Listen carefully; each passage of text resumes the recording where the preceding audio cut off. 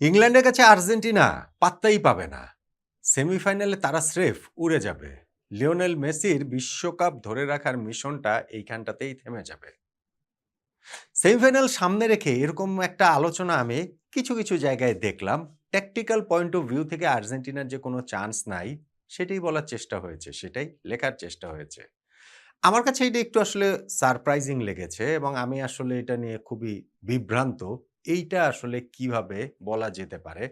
আমার তো বরং মনে হয় যে আর্জেন্টিনা ইংল্যান্ড এই সেমিফাইনালের ম্যাচটাতে কিছুটা হলেও এগিয়ে থাকবে আর্জেন্টিনা। সেই কিছুটা বলতে ধরেন 55-45 এও আমি আর্জেন্টিনাকে এগিয়ে রাখছি। আমি বলছি না যে আর্জেন্টিনা এই ম্যাচটা জিতবে, সহজেই জিতবে। আবার ধরেন সাপোর্টারদের যে একটা আকাঙ্ক্ষার জায়গা রয়েছে যে না, আগের ম্যাচগুলো নকআউট পর্বে খুব কঠিন করে আর্জেন্টিনা জিতেছে। আর যেহেতু সেমিফাইনালে বিশ্বকাপে আর্জেন্টিনা কখনো হারেনি এবং আর্জেন্টিনার এ গেমটা এখনো বাকি রয়েছে। এখন পর্যন্ত সামর্থ্যের 80% দিয়ে খেলেছে। ফলে সেমিফাইনাল, ফাইনালে ওই আর্জেন্টিনাকে দেখা যাবে। সমর্থকদের চাওয়ার জায়গাটাও এরকম হতে পারে। কিন্তু আমার কাছে মনে হয় যে এটা আসলে খুবই টাফ একটা ম্যাচ হবে। খুবই দুর্দান্ত একটা ট্যাকটিক্যাল ব্যাটল হবে ইংল্যান্ডের কোচ টমাস টুখেল এবং আর্জেন্টিনার কোচ লিওনেল স্ক্যালোনির মধ্যে দিয়ে এবং সেই জায়গাতে অন্তত ৮-১০ টা পয়েন্ট তো আমি দেখতেই পাচ্ছি, যেই কাজগুলো ঠিকঠাক মতো করলে, বেশিরভাগ যদি ঠিকঠাক মতো করতে পারে, তাহলে আর্জেন্টিনা এই ম্যাচটা ইংল্যান্ডকে হারাতে পারবে। ট্যাকটিক্যাল পয়েন্ট অফ ভিউ থেকে কোন জায়গায় আর্জেন্টিনা ভাই দেখেন এই কাজগুলো স্ক্যালোনেরা প্রতিনিয়ত করছেন, টুখেল করছেন, সব কোচরাই তাই করেন। সবসময় তারা আলোচনার মধ্যে থাকেন। একদল কিভাবে খেলবে এবং প্রতিপক্ষকে কিভাবে নিষ্ক্রিয় করবে, এটাই তো আসলে কাজ। আমরা জাস্ট শুধু একটা ধারণা নিয়ে একটা আলোচনা করতে পারি যে আসলে এইখানটাতে কোন কাজগুলা আর্জেন্টিনা করার চেষ্টা করবে ইংল্যান্ডের বিপক্ষে। যেইটা করতে পারলে হয়তোবা যেটা আমি 55-45 এ বলছি যে আর্জেন্টিনা ম্যাচটা জিতে বেরিয়ে আসতে পারে। ফাইনালে তারা খেলতে পারে। এবং সেই আলোচনার মধ্যে তো ধরেন যেটা আমি বলছি যে আর্জেন্টিনা করতে পারে সেগুলো আবার ইংল্যান্ড যদি আরো ভালোভাবে করতে পারে ইংল্যান্ডের বেরিয়ে আসার চান্সটা বেশি থাকবে। সো যেহেতু এখানটাতে আমাদের ধরেন আর্জেন্টিনার পয়েন্ট অফ ভিউ থেকে আমি আলোচনাটা করছি সেই কারণে আমার ওই ৮-১০ টা পয়েন্ট, যার মধ্যে লাস্ট পয়েন্টটা অন্ততপক্ষে খুবই ইন্টারেস্টিং। এইটা নিয়ে কি আসলে খুব একটা আলোচনা হয়েছে কিনা, কোথাও আলোচনা হয়েছে কিনা, বিশ্ব মিডিয়াতেও ইনফ্যাক্ট আমি আসলে কোথাও দেখি নাই। সো আমার কাছে মনে হয়েছে যে সেইটাও আসলে খুব গুরুত্বপূর্ণ, স্পেশালি দলটা আর্জেন্টিনা বলে।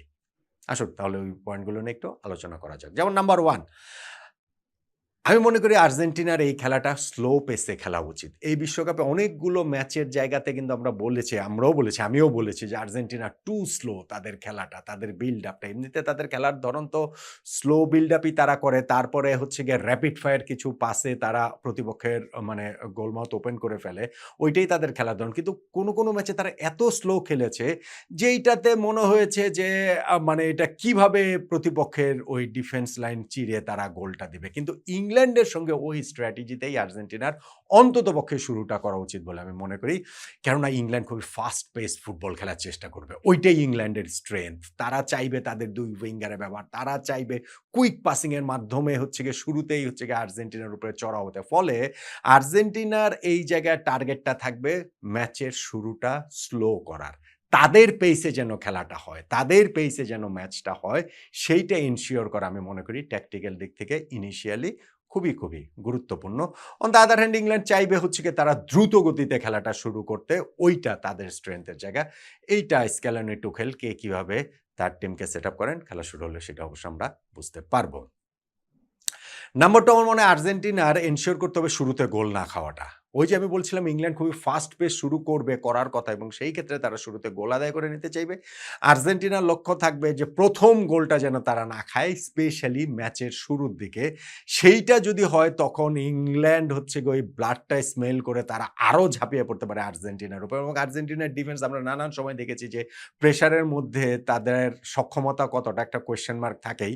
গতবার বিশ্বকাপ জিতেছে তাও অন্তত ৩ টা ম্যাচে এরকম কোয়েশ্চেন মার্ক ছিল। এই ওয়ার্ল্ড কাপ এবং নকআউট পর্বের ম্যাচে আমরা দেখেছি। ফলে ইনিশিয়াল গোলটা না খাওয়াটা আর্জেন্টিনার জন্য গুরুত্বপূর্ণ বলে আমি মনে করি। নাম্বার 3, যদি তারা গোল খেয়েও যায় তাহলেও প্রতিপক্ষকে লো ব্লকে নিয়ে যাওয়াটা এইটা আর্জেন্টিনার একটা স্ট্র্যাটেজিক পয়েন্ট অফ ভিউ থেকে খুব গুরুত্বপূর্ণ বলে মনে হতে পারে। ইংল্যান্ড ঠিক ওইভাবে খেলবে আমার তা মনে হয় না। যেমনটা ধরেন সুইজারল্যান্ড খেলেছে, ওইটা বেচারারা ব্যাড লাক ১০ জনের দলে পরিণত হওয়ার পর। কিংবা ধরেন মিশর একটা সময় খেলেছে, কিংবা ধরেন কাবো ভের্দে খেলেছে। লো ব্লকে প্রতিপক্ষকে নিয়ে যেতে পারলে আর্জেন্টিনা তাদের ডিফেন্সটা ওপেন করে ফেলতেই পারবে। যেকোনোভাবেই হোক। সেইটা হচ্ছে গিয়ে বুদ্ধিদীপ্ত পাসে হোক, সেইটা হচ্ছে গিয়ে লং বলে হোক, সেইটা হচ্ছে বক্সের বাইরে থেকে নেয়া শটে হোক। অনেক রকমভাবে প্রতিপক্ষের ডিফেন্সটাকে ওপেন করে ফেলাটা সম্ভব। ফলে ওই সাস্টেইনেবল প্রেশার যদি আর্জেন্টিনা ক্রিয়েট করতে পারে ইংল্যান্ডের উপরে, তাদেরকে লো ব্লকে নিয়ে যেতে পারে। ইন দ্যাট কেস কিন্তু আমার মনে হয় যে এটা আর্জেন্টিনার ম্যাচ থেকে বিজয়ী হিসেবে বেরিয়ে আসার চান্সটা বেশি থাকবে এবং on the other and England নিশ্চয়ই সেটা চাইবে না। অত পেছনে তারা নিশ্চয়ই তাদের ডিফেন্স লাইনটাকে নিয়ে যেতে চাইবে না। নাম্বার 4 খেলাটাকে ডিপে নিয়ে যাওয়া। খেলাটাকে যত সম্ভব প্রলম্বিত করা। খেলাটাকে যতটা সম্ভব আর্জেন্টিনার নিয়ন্ত্রণে রেখে সামনে এগিয়ে যাওয়া। দেখেন এই বিশ্বকাপে আর্জেন্টিনা যে ১৭টা গোল করেছে সর্বোচ্চ গোল। তার মধ্যে ৮ টা গোল 50% অলমোস্ট গোল তারা করেছে ওই 79-80 মিনিটস এবং তারপরে। তার মানে 50% গোল তারা যখন ওই সময়ে করছে, ম্যাচ যত সামনে এগোবে আর্জেন্টিনার জয়ের চান্স কিন্তু তত বেশি বাড়বে। কেননা আর্জেন্টিনা পুরো টিমের কথা যদি দেখেন, তাদের খেলার প্যাটার্ন এইটা না যে তারা প্রচণ্ড রকম অ্যাথলেট, প্রচণ্ড রকম তারা মাঠে দৌড়াচ্ছে, প্রচণ্ড রকম তারা এরিয়া কাভার করছে। ফলে ম্যাচ যত সামনে এগোবে ইনক্লুডিং লিওনেল মেসি, তাদের কিন্তু হচ্ছে গিয়ে প্রতিপক্ষের টায়ার্ডনেস এবং তাদের এই ক্ষেত্রে হচ্ছে গিয়ে গোল বের করে নেওয়া সেইটার সুযোগটা আরো অনেক বেশি থাকবে বলে আমার কাছে মনে হয়। ফলে ম্যাচটা ডিপে নিয়ে যাওয়া। আমরা ক্রিকেটের ক্ষেত্রে এটা বলি, রান চেজের ক্ষেত্রে স্পেশালি এটা বলি যে খেলাটাকে ডিপে নিয়ে যাওয়া। সো আর্জেন্টিনা এই জায়গাটাতে খেলাটা ডিপে নিয়ে যাওয়াটা তাদের জন্য গুরুত্বপূর্ণ বলে আমার কাছে মনে হয়। Number 5 tactical point of view থেকে ইংল্যান্ডের উইংকে সামলানো। স্পেশালি হচ্ছে গিয়ে লেফট উইং, স্পেশালি আর্জেন্টিনার যে রাইট সাইড যেটা নাহুয়েল মলিনা এবং গনজালো মন্টিয়েলের ক্লিয়ার উইকনেস দেখা যাচ্ছে এবং সেই সাইড দিয়ে অ্যান্টনি গর্ডন বা মার্কাস রাশফোর্ড যেই খেলুন, স্টার্ট করুন, পরবর্তীতে যিনিই নামুন না কেন, তিনি কিন্তু ডেঞ্জারাস হয়ে উঠতে পারেন। ইনফ্যাক্ট রাইট সাইডের কথাও যদি আপনি বলেন সেটা বুকায়ো সাকা বা মাডুয়েকে। এইটাকে আর্জেন্টিনা কিভাবে ডিল করে, তাদের কোচ কিভাবে হচ্ছে গিয়ে এটা ট্যাকটিক্যাল সেটআপটা করে গুরুত্বপূর্ণ। আমার কাছে মনে হয় তাদের মিডফিল্ডারদের এইখানটাতে উইং ব্যাকদের সাহায্য করার জন্য আরও একটু কার্যকর হতে হবে। সেইটা রদ্রিগো ডি পলের স্পেশালি এই ওয়ার্ল্ড কাপে তার ওই লেগসটা এখনো দেখা যাচ্ছে না। ওই জায়গাটাতে তার রোলটা আমি মনে করি গুরুত্বপূর্ণ রাইট সাইডের ক্ষেত্রে যদি আমি বলি। সো এইটা কিভাবে কি করবে দেখার জন্য ইন্টারেস্টিং হবে। নাম্বার 6 আরেকটা জায়গা সেটা হচ্ছে কি যে ইংল্যান্ডের যে হ্যারি কেইন তাকে কিভাবে মোকাবেলা করবে আর্জেন্টিনার সেন্ট্রাল ডিফেন্সের যে পেয়ার লিসান্দ্রো মার্টিনেজ এবং ক্রিশ্চিয়ান রোমেরো। হ্যারি কেইন কিন্তু খুবই মোবাইল একজন ফরোয়ার্ড। নাম্বার 9 তিনি যে বক্সের মধ্যে শুধুমাত্র দাঁড়িয়ে থাকেন বিষয়টা সেইটা না। তিনি সারাক্ষণই হচ্ছে গিয়ে মানে ওই বক্সের আশেপাশে অনেক সময় পিছিয়ে আসেন। তিনি কি ডিফেন্ডারকে টেনে নিয়ে আসবেন সেন্টার ব্যাক ডিফেন্ডারকে একজনকে সেই ক্ষেত্রে কি স্পেস ক্রিয়েট হবে কিনা। ফলে ওই হ্যারি কেইনকে ডিল করা আর্জেন্টিনার এই সেন্ট্রাল ডিফেন্সিভ পেয়ারের সেইটাও আমি মনে করি হচ্ছে গিয়ে খুবই গুরুত্বপূর্ণ। এইটা তারা কিভাবে করতে পারে তার উপরেও নির্ভর করছে এই ম্যাচের আউটকামের অনেকটা অংশ জুড়ে। নাম্বার 7 আমার কাছে মনে হয় যে আর্জেন্টিনা যে তারা এই যে মিডফিল্ডটা নিয়ে খেলবে, তারা তো ওই যে মিডফিল্ড মিডল অফ দ্য পার্কটা তারা কনজাস্টেড রাখতে চায়। তারা ওই জায়গাটাতে হচ্ছে গিয়ে তাদের ওই যেই ফিজিক্যালিটিটা ইংল্যান্ড প্রয়োগ করতে চাইবে, ওইখান থেকে টাইট স্পেসে তাদের মিডফিল্ডাররা কিভাবে বেরিয়ে আসেন, ফিজিক্যালিটির জবাবটা তারা কিভাবে দেন, এইটা আমার কাছে মনে হয় যে খুব ইম্পর্টেন্ট এবং খুব গুরুত্বপূর্ণ। আর্জেন্টিনা এই জায়গাটাতে কিভাবে রিঅ্যাক্ট করে। নাম্বার 8 আমার কাছে মনে হয় যে হুলিয়ান আলভারেজকে অনেক বেশি ইনভলভ আর্জেন্টিনার করার কথা। আর তাদের কোচের ট্যাকটিক্যাল সেটআপে সেটা থাকার কথা। মেসি এবং আলভারেজের অনেক কাছাকাছি থাকার কথা এবং সেইখানে গিয়ে অন্তত আরেকজনের মিডফিল্ডারে তাদের সঙ্গে অ্যাড করার কথা। এই ট্রায়াঙ্গলটা হওয়াটা উচিত। মেসির সঙ্গে 1 to 1 হওয়া উচিত। ট্রায়াঙ্গলে ওইখানটাতে হচ্ছে গিয়ে ৩ টা পাস প্রতিপক্ষের ডিফেন্সের ওপেন করার জন্য সেটা খুব গুরুত্বপূর্ণ। হুলিয়ান আলভারেজকে এইখানে তাদের অ্যাটাকিং প্যাটার্নে আসলে খুবই গুরুত্বপূর্ণ রোল প্লে করবে এবং সেই জায়গাটাতে এনশিওর করাটা আর্জেন্টিনার জন্য গুরুত্বপূর্ণ এবং অবভিয়াসলি ইংল্যান্ড চাইবে যে সেইটা যেন না হয়, ওই ছন্দটা যেন তারা আটকে দিতে পারে। নাম্বার 8 না 9 কতগুলা বললাম, অনেকগুলা পয়েন্টে তো বললাম। লিওনেল মেসি, মেসির ম্যাজিক। মেসির ম্যাজিকটার উপরে আর্জেন্টিনা নির্ভর করছে এবং আর্জেন্টিনার ধরনের অ্যাটাকিং থার্ডের সবকিছুই মেসির উপরে নির্ভর করছে এবং এই ৩৯ বছর বয়সে এসেও। সেটা শুধু তার গোলের জন্য না, সেটা শুধু তার অ্যাসিস্টের জন্য না। শেষ পর্যন্ত গিয়ে আর্জেন্টিনার এই অ্যাটাকে যা কিছু ভালো সবকিছুই মেসি কেন্দ্রিকই হয়। এখন বলতে পারেন লাস্ট ম্যাচটাতে মেসি গোল পায়নি, অন্যরা কন্ট্রিবিউট করছে, এটা আর্জেন্টিনা টিমের জন্য অবশ্যই ভালো। কিন্তু এন্ড অফ দ্য ডে যে মেসি হচ্ছে গিয়ে ম্যাটার করে, তাকে ঠেকানোর জন্য ইংল্যান্ডের অবশ্যই কৌশল থাকবে। এখন এটা গত ২০ বছর ধরে পৃথিবীর ক্লাব দল বলেন, ইন্টারন্যাশনাল দল বলেন, সব দলের কোচেরই কৌশল থাকে। পারে না তো কেউ। বেশিরভাগ সময়ই তো পারেন না। ব্যর্থ হন কোচরা। ফলে টমাস টুখেল এবং তার ইংল্যান্ডের কাছেও যে মেসিকে বন্দী রাখার যে ম্যাজিকটা আসছে, সেইটা ওইভাবে বলা যাবে না। ফলে মেসিকে ওইখানটার স্পেসটা, মেসি যেন স্পেসটা পান, তার অন্য সতীর্থরা তার উইলিং রানার সাথে থাকা, ধরেন সেটা হুলিয়ান আলভারেজ হতে পারে, ধরেন সেটা হচ্ছে গিয়ে এনজো ফার্নান্ডেজ হতে পারে। সো ওই জায়গাটা থেকে মেসি যেন একটু স্পেস পান, 1-2 করতে পারেন, সেইটা খুব গুরুত্বপূর্ণ এবং তা যদি করতে পারেন তাহলে মেসি তার ম্যাজিক দেখাতে পারবেন বলে আমার কাছে মনে হয়। আরেকটা পয়েন্ট যেটা সেটা হচ্ছে গিয়ে moment of magic, moment of brilliance. এইটা আর্জেন্টিনার জন্য গুরুত্বপূর্ণ। এখন এইটা কোনো ট্যাকটিক্যাল জায়গা না। কিন্তু যখন ম্যাচের পর ম্যাচ এই ঘটনা ঘটে, তার মানে এর মধ্যে আসলে কিছু একটা আছে। আর্জেন্টিনা দেখেন না যে প্রি ওয়ার্ল্ড কাপে তারা হচ্ছে গিয়ে দৈর্ঘ্যের দিক থেকে, লম্বার দিক থেকে ৩য় ক্ষুদ্রতম দল, দৈর্ঘ্যের দিক থেকে আরকি শর্টেস্ট টিম। সেই আর্জেন্টিনা এই ওয়ার্ল্ড কাপে সবচেয়ে বেশি কর্নার থেকে গোল করে ফেলেছে ৩ টা। সো এইটার মধ্যে আছে তাদের ওই ট্যাকটিক্যাল সেটআপের মধ্যে ওই কিছু বিষয় রয়েছে অবশ্যই, এবং সেই জায়গাতে আমার কাছে মনে হয় যে ওই যে মোমেন্ট অফ ম্যাজিকের কথা বলছি, যে তাদের ওই বিশ্বাসটা রয়েছে কেউ না কেউ তাদেরকে বেইল আউট করবে এবং কেউ না কেউ তাদেরকে বেইল আউট করছে। জেনারেলি সেটা মেসি হন, লাস্ট ম্যাচে সেইটা হয়েছে হচ্ছে গিয়ে হুলিয়ান আলভারেজ, তার সেই অবিশ্বাস্য গোল। তার আগের ম্যাচে মনে করেন যে এনজো ফার্নান্ডেজ লাস্ট মোমেন্টের গোল, যেখানে লাউতারো মার্টিনেজের ক্রস ছিল। ফলে ওই মোমেন্ট অফ ম্যাজিকটার উপরে আর্জেন্টিনা অনেক বেশি রিলাই করবে।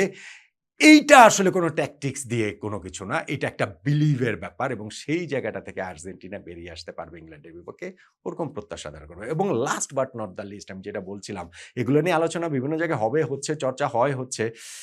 লাস্ট আমার যেটা পয়েন্ট সেটা হচ্ছে বিতর্ক তৈরি করা ম্যাচের মাঝখানে, অন ফিল্ড, এবং সেই বিতর্কের মাঝে আর্জেন্টিনা থ্রাইভ করে। দেখেন আর্জেন্টিনার মধ্যে একটা ব্যাপার আছে, লিওনেল মেসিদের এই টিমটার মধ্যে ডিয়েগো ম্যারাডোনার ওই স্পিরিটটা আছে। স্পিরিটটা কি? যে যতই বিতর্কিত হোক, যতই নিজেদের বঞ্চিত হোক, অবিচারের শিকার হোক, তার মধ্যে দিয়ে তারা আসলে বেরিয়ে আসবে। এই যে ওয়ার্ল্ড কাপে মেসিদের দলকে ফেভারিট করা হচ্ছে, ফিফার হচ্ছে গিয়ে তাদেরকে টানছে, রেফারি তাদের পক্ষে কথা বলছে, ভিএআর তাদের পক্ষে কথা বলছে। এইটা আলোচনা করে আর্জেন্টিনার উপর যেমন চাপ প্রয়োগ করা হয়েছে, ঠিক তেমনিভাবে আর্জেন্টিনাও পারফরম্যান্স দিয়ে সেইটা ওভারকাম করার চেষ্টা করে।